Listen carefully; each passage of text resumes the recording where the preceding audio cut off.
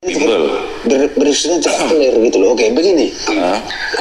Ketika ada aturan-aturan dari Nabi kalian, aturan-aturan poligami, di situ ada antara pilih kasih. Kenapa? Ketika laki-laki bisa poligami, tapi perempuan tidak bisa poligami, di situ tidak ada ketidakadilan. Ketidakadilannya itu dari sisi mana? Nah, karena di situ yang dirugikan dari tata cara poligami ini hanya dikhususkan untuk laki-laki. Berarti di situ tidak ada keadilan terhadap perempuan. Betul apa enggak? Keadilan. Bentar. Tentang poligami ya. Iya, iya. Nanti Bang Budiman cek di Imamat 19 sampai 33 itu ada tentang hukum perempuan yang sedang haid ya. Dibaca aja di situ ya. Oke, sekarang tentang keadilan ya, poligami. Ya, kalau tentang keadilan, Tuhan tuh maha mengetahui gitu ya tentang ciptaannya.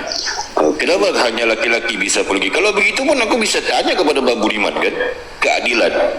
Kalau keadilan kan, kenapa di Kristen kan firman itu hanya menjadi laki-laki, tidak jadi perempuan, Bang? Coba tanya. Kenapa?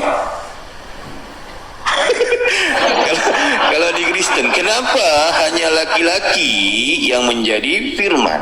Firman menjadi manusia jadi laki-laki dia. Kenapa nggak jadi perempuan dia? Berarti Tuhan nggak adil loh. Nah, kan? Malahan di Kristen yang bisa memakai tudung itu hanya perempuan di Korintus. Kenapa laki-laki nggak bisa?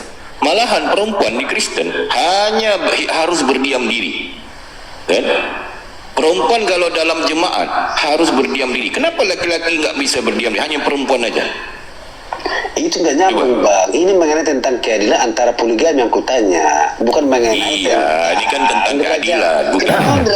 Karena memang derajat perempuan berbeda. Karena apa? Karena perempuan itu terbuat dari tulang rusuk laki-laki. Ini mengenai tentang keadilan. Berarti Tuhan nggak adil loh, Bang Budiman. Enggak, Tuhan nggak adil. Kan? Kenapa? Enggak, di sini Tuhan nggak adil. Kutanya kenapa? Karena di situ. Sebentar, aku akan jelaskan kenapa hanya laki-laki yang bisa poligami, perempuan nggak bisa. Kalau itu bukan poligami, Bang Budiman, itu poliandri, itu beda lagi itu. Nih, coba perhatikan ini. Kenapa hanya perempuan yang harus berdiam diri nih? Sama seperti dalam semua jemaat, orang-orang kudus, perempuan harus berdiam diri dalam pertemuan jemaat. Kenapa hanya perempuan harus berdiam diri? Kenapa laki-laki hanya yang bisa ngomong? Kenapa perempuan nggak bisa ngomong? Coba. Ini kan kalau pada aku ini nggak adil loh, Bang Budiman, nggak adil loh. Sebelum aku jawab masalah daripada sudut sains atau daripada sudut sudut daripada sains lah ya, ataupun dia punya penyakit ataupun sebab-sebabnya itu tentang kenapa perempuan nggak bisa bersuami lebih daripada satu, Bang. Ya kan? Kenapa perempuan aja yang harus berdiam diri? Kenapa laki-laki yang bisa ngomong? Berarti kalau menurut Bang Budiman tentang keadilan, Tuhan nggak adil loh. Ini tentang ini. Coba. Kalau hanya berdiam diri di situ, karena memang perempuan itu secara derajat, karena perempuan itu diambil dari laki-laki, itu wajar. Ini mengenai tentang perilaku. Nah, paham. Karena perilaku. Oke, aku jawab tentang poligami sekarang. Ini udah ngerti ya? Udah ngerti kan? Karena perilaku. Bisa aku mengatakan ini nggak adil. Karena perilaku terhadap perempuan dalam keimanan Anda itu, perempuan itu adalah menjadi budak ataupun tidak ada keadilan. Baik. Jadi poligami, Bang Budiman ya, poligami kan? Poligami itu di Islam itu bukan diwajibkan, gitu loh Bang Budiman ya. Itu diharuskan. Malahan itu bukan satu penghinaan yang dihinakan, malahan itu menaikkan derajat wanita. Daripada perempuan itu hanya touch and go. Zaman Nabi itu begitu loh. Perempuan itu hanya sebatas hamba. Gak ada dia punya hak-hak yang harus ditunaikan. Jadi ketika dijadikan seorang istri, diambil, itu kan hak masing-masing. Sebab pernikahan itu bukan secara paksaan. Gak ada. Itu kerelaan diri sendiri. Masalah di sini kalau orang lain yang berpoligami, Bang Budiman pula yang bising. Ya aneh aku kan. Aneh aku. Bahkan menantu juga dikawini. Menantu. Gimana? Bahkan menantu juga dikawini begitu. Menantu nggak bisa, haram hukumnya. Bang Budiman, menantu nggak bisa dikawinin. Nggak bisa. Nabi Muhammad. Itu bukan menantu. Ini nggak paham dah ini. Ini dengar orang-orang aja Bang Budiman. Dari ini. istri. Aduh, Bang Budiman, Bin Bang Zaid Budiman itu ya. adalah Sebentar. anak. Dulu aku jawab Aduh. tentang antara Zaid dan Zainab itu ya. Tentang Zaid kan? Iya.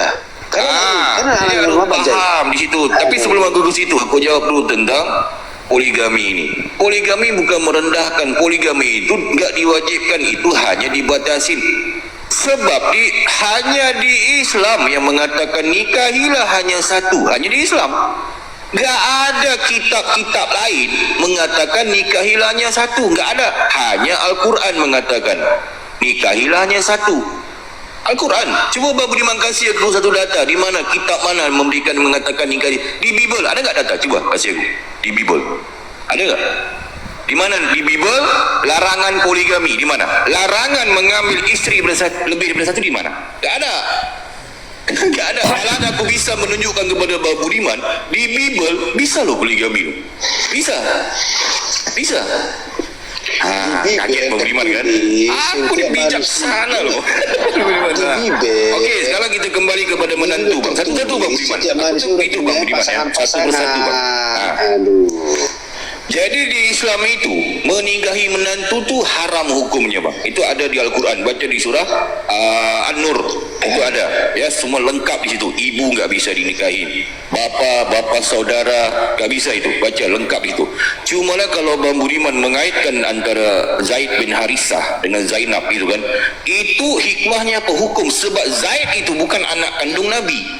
Di zaman itu anak angkat itu bisa dibenkan kepada orang selain daripada bapa kandungnya. Itu sebab di ketika itu nama Zaid itu Zaid bin Muhammad, padahal dia bukan anak Nabi, anak kandung Nabi. Anak kandung Nabi hanya ada 7 ya, daripada Fatimah, Ruqayyah, Kalsum, Ibrahim, itu sampai ke seterusnya ada 7 anak Nabi kan.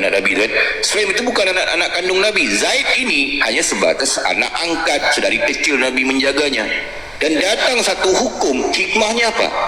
Tidak bisa anak angkat dibenkan kepada bapa angkat, nggak bisa. Itu sebab kembali namanya Zaid bin Harisah, bukan lagi Zaid bin Muhammad. Jadi Nabi bisa hukumnya halal menikahi Zaid. Sebab apa? Zaid itu bukan anaknya, anak kandungnya.